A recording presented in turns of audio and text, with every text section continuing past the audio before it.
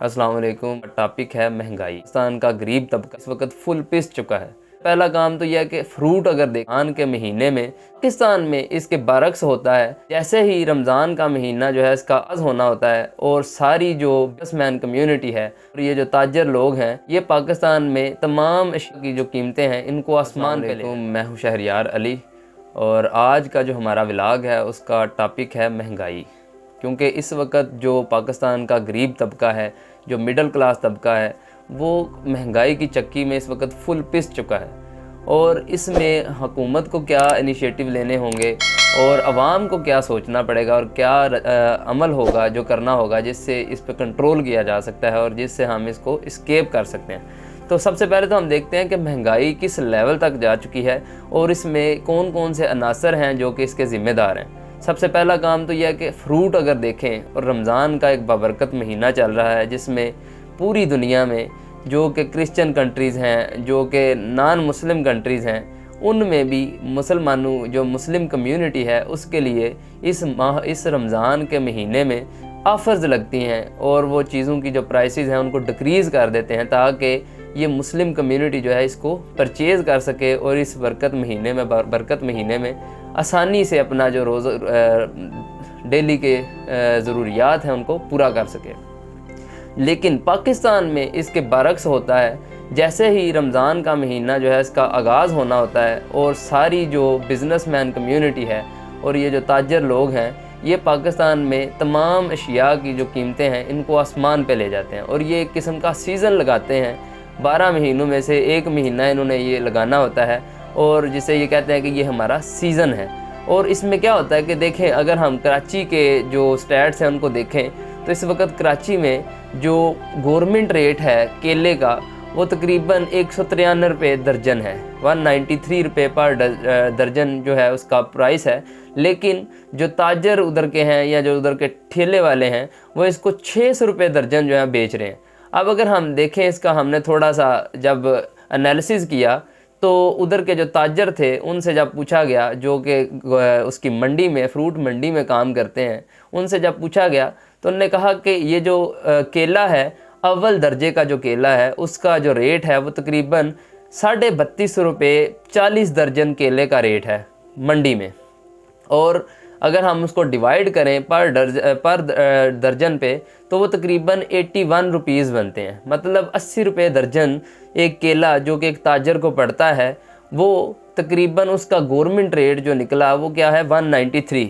Government ने उससे double rate पे बेचने का इनको कहा, उससे भी ज़्यादा रेट पे बेचने का कहा, जिससे इनके जो ट्रांसपोर्ट के एक्सपेंस हैं या जो इनके रेंट वगैरह हैं या जो इनके डेली के एक्सपेंस हैं वो निकल आएँ और उसके बाद इनको जो प्रॉफिट बचता है उससे ये अपना रोज़गार जो है उसको चला सके। ये तबका फिर भी इसको 600 रुपये पे ले जाता है। इतना ज़्यादा रेट बढ़ा के ये लोग फिर कहते हैं कि जी हुक्मरान गलत हैं या फिर जो हमारे बरसर इक़्तिदार लोग हैं ये गलत हैं। इसमें कहीं ना कहीं हमारी जो कौम है उसने भी कोई कसर नहीं छोड़ी महंगाई को आसमान पे लेके जाने में, क्योंकि गवर्नमेंट की तरफ से तो डेफिनेटली जब प्राइसेस इंक्रीज़ होंगी, डॉलर की रेट जो है वो बढ़ता जाएगा तो चीज़ों की जो प्राइसेस हैं वो भी बढ़ेंगी, लेकिन वो एक लिमिट में बढ़ती हैं। ये लोग तो इसकी कोई लिमिट ही नहीं रखते, जिस हद तक ये जाना चाहें उस हद तक जा सकते हैं। अब इसमें आवाम को ये चाहिए कि आप बाइकाट करें इन सारी चीज़ों का, ख़ास तौर पे फ्रूट्स का, क्योंकि ये फ्रूट्स जो हैं वो 3 से 4 दिन से ज़्यादा एक ताजर के पास नहीं रह सकते। अगर ये 3-4 दिन तक सेल ना होंगे तो ये खुद ही गलना सड़ना शुरू हो जाएंगे, क्योंकि ये जो सीज़न लगाना चाहते हैं वो उधर इनका ये नुकसान होगा। तो आवाम को चाहिए कि इन चीज़ों का बायकाट करे, जिससे क्या होगा कि इन लोगों को ये अक्ल आ जाएगी, इन लोगों को ये ख्याल होगा कि ये लोग अब बाशऊर हैं। इस नेशन को, इस कौम को अब शऊर आ चुका है, ये बेदार हो चुकी है और ये जानते हैं कि कैसे किसी भी मामले से निमटना है, कैसे इन लोगों से निमटना है। अब अगर हम इसका एक दूसरा पहलू, इसमें जो हमारा मेन पॉइंट था वो ये था कि इन्वेस्टर जो हैं वो कराची में बहुत सारे ऐसे इन्वेस्टर्स हैं जिन्होंने 15-15, 20-20 ठेले जो हैं वो लगवाए हुए हैं और उन्होंने आगे जो ठेले वाले हैं बेसिकली वो दिहाड़ी पे रखे हुए हैं। मतलब उनको पर डे वेजेस मिलती हैं और वो उसके बाद जो प्रॉफिट है या जो लॉस है वो उन इन्वेस्टर्स का है। तो इसमें क्या है, मकसद क्या है कि ये जो इन्वेस्टर हजरात हैं या जो एलीट क्लास है इन्होंने कोई मौका नहीं जाने दिया इस मुल्क की आवाम को लूटने में। तो अगर हम दूसरे पॉइंट पे आए तो हमारा दूसरा पॉइंट है कि एक जो एवरेज पाकिस्तानी फैमिली है जो कि मिडिल क्लास में आती है, उसकी जो इनकम है वो तकरीबन 40 से 60 हज़ार के दरमियान है, और उनके लिए जो महंगाई है उसने इनकी बिल्कुल कमर तोड़ के रख दी हुई है। उसमें जो मेन चीज़ है वो ये है कि अगर हम महंगाई की शरह देखें तो जो आलू हैं वो तकरीबन 12% उनकी प्राइस में जो गरीब और मिडिल क्लास फैमिलीज़ हैं उनकी जो इनकम है वो तकरीबन 40 से 50 हज़ार रुपया है। तो उसमें इस महंगाई ने उनकी बिल्कुल कमर तोड़ के रख दी हुई है।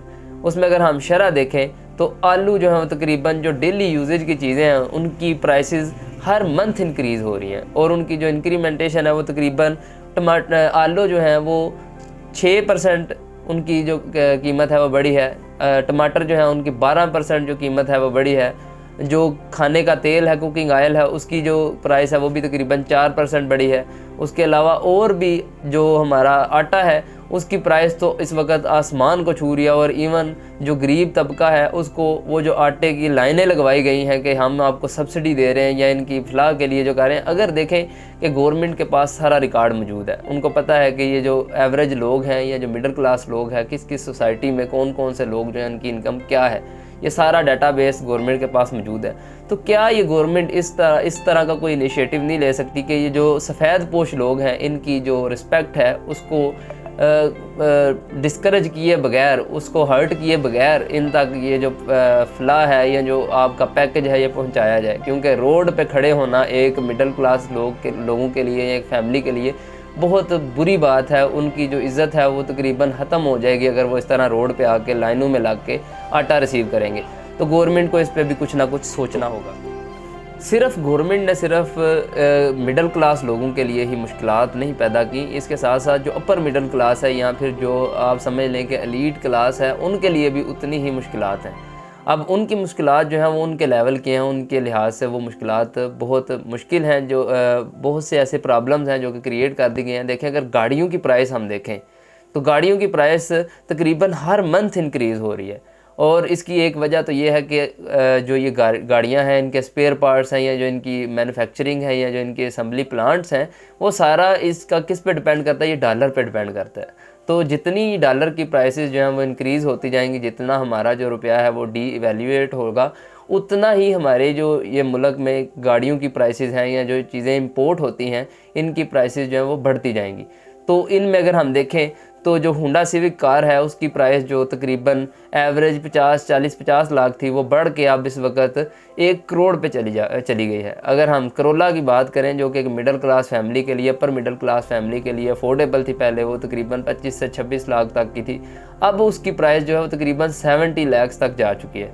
तो आप मुझे बताएं कि गवर्नमेंट इसके लिए क्या इनिशिएटिव ले रही है। अगर हम इसी तरह चलते रहे तो ये चीज़ें, ये जो फैसिलिटीज़ हैं, ये बेसिक फैसिलिटीज़ हैं। अगर एक अच्छे कंट्री में अगर जाएं, कनाडा, अमेरिका या ऑस्ट्रेलिया में, तो वहाँ पे एक एवरेज इंसान जो है उसके लिए ये सारी बेसिक फैसिलिटीज़ हैं। गाड़ी का होना, उसका अपना ज़ाती घर होना, उसकी जॉब होना या कोई बिज़नेस होना, उसकी जो लाइफ की सिक्योरिटी है, ये सारी कुछ ये बेसिक नीड्स हैं। और गवर्नमेंट का फ़र्ज़ है कि ये जो फैसिलिटीज़ हैं ये उसके सिटीज़न्स को वो प्रोवाइड करे। अगर हम देखें इंडस्ट्रीज़ को तो पाकिस्तान में बहुत सारी इंडस्ट्रीज़ जो थी वो चल रही थी, और उनमें जो कॉटन इंडस्ट्री है, जो हमारी समझ टेक्सटाइल इंडस्ट्री है, एग्रीकल्चर इंडस्ट्री है, ये सारी की सारी तकरीबन बंद होती जा रही हैं। उसकी वजह क्या है कि जो बिजली की प्राइसेस हैं वो भी बढ़ती जा रही हैं, डे बाय डे वो इसमें इंक्रीमेंट आता जा रहा है, और लोगों के लिए ये अफोर्ड करना बहुत मुश्किल हो गया।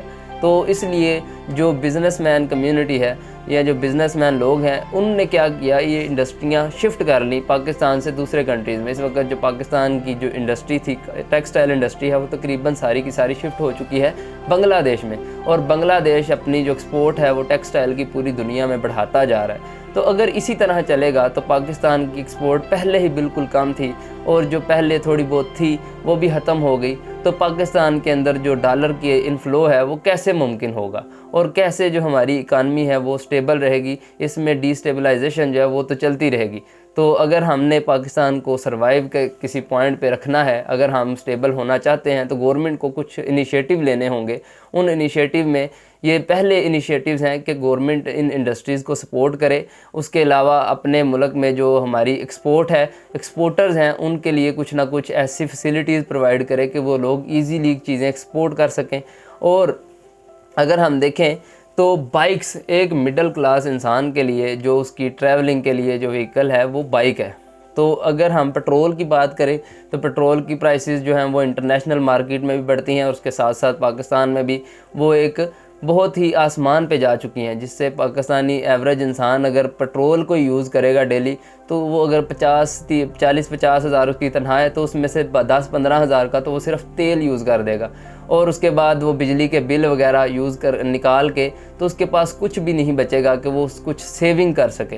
तो हैंड टू माउथ चल रहा है इस वक्त, जो एवरेज इंसान है एक पाकिस्तानी, उसका निज़ाम जो है वो हैंड टू माउथ चल रहा है। बाइक्स का जो प्राइस है वो तकरीबन 70,000 से स्टार्ट हुई और इस वक्त वो तकरीबन 1,20,000 तक जा चुकी हैं। और अगर हम 125 की बात करें, होंडा 125 जो है उसकी प्राइस तकरीबन इस वक्त 2.25 लाख पे जा चुकी है। आप अंदाज़ा करें कि एक बाइक जो 2 व्हील व्हीकल है जिसमें 2 टायर्स हैं, एक एवरेज इंसान के लिए एक उसकी ट्रैवलिंग की एक चीज़ है, उसकी प्राइस अगर लाखों में चली जाएगी तो कैसे एक इंसान उसे परचेज़ करेगा।